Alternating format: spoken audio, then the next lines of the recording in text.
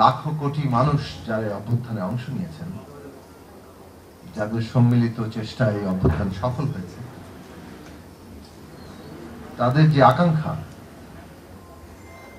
সেই আকাঙ্ক্ষা অনুযায়ী বাংলাদেশ কিভাবে গড়ে উঠবে তার জন্য আমরা সবাই যার যার জায়গা থেকে চেষ্টা করছি।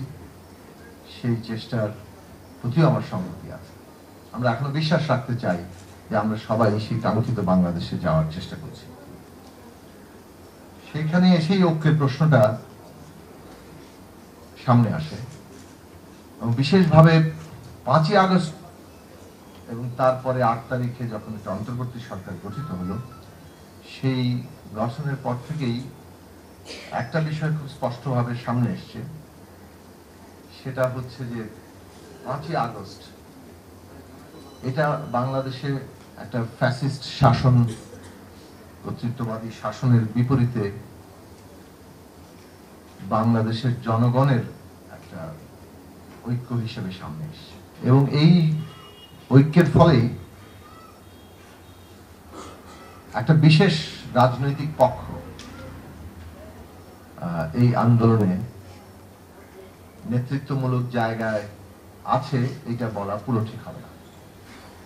কিন্তু একই সাথে এটা স্বীকার করতে হবে যে ছাত্রদের মধ্যে নেতৃত্ব একটা অগ্রণী ভূমিকায় ছিলেন এবং সেই অগ্রণী ভূমিকার স্বীকৃতি সকলের মধ্যে ছিল।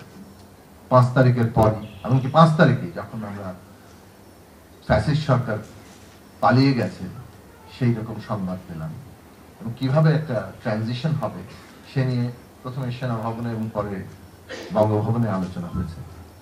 সেখানে সিদ্ধান্তটা কিন্তু এটাই ছিল যে ছাত্রদের সাথে এঙ্গেজ করে, ছাত্র নেতৃবৃন্দের সাথে বিশেষভাবে যারা বৈষম্য বিরোধী আন্দোলনে তখন নেতৃত্ব দিচ্ছিলেন, তাদের সাথে এঙ্গেজ করেই এই ট্রানজিশন প্রসেসটাকে এগিয়ে নিতে হবে।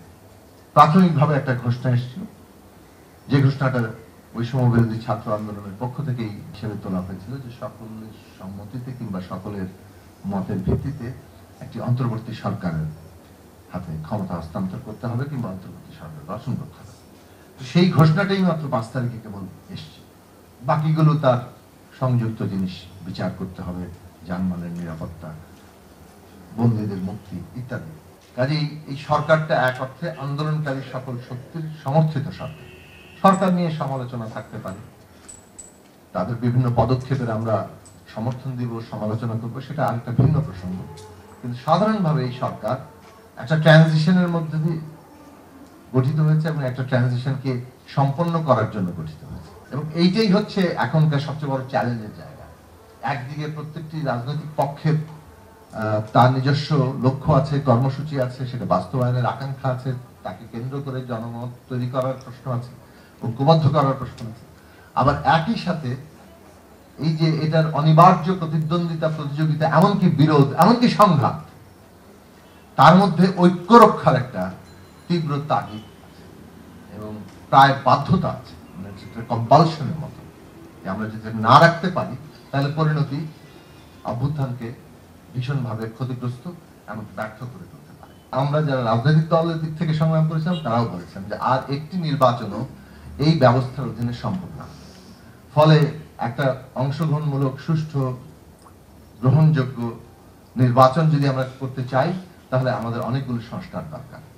আবার আপনি যদি মৌলিক কাঠামোগত সংস্কার, যে দাবিও সামনে এসছে যে সংবিধান বদলাতে হবে, নতুন বন্দোবস্তে যেতে হবে, সেইটা সম্পন্ন করতে কিন্তু নির্বাচন লাগবে।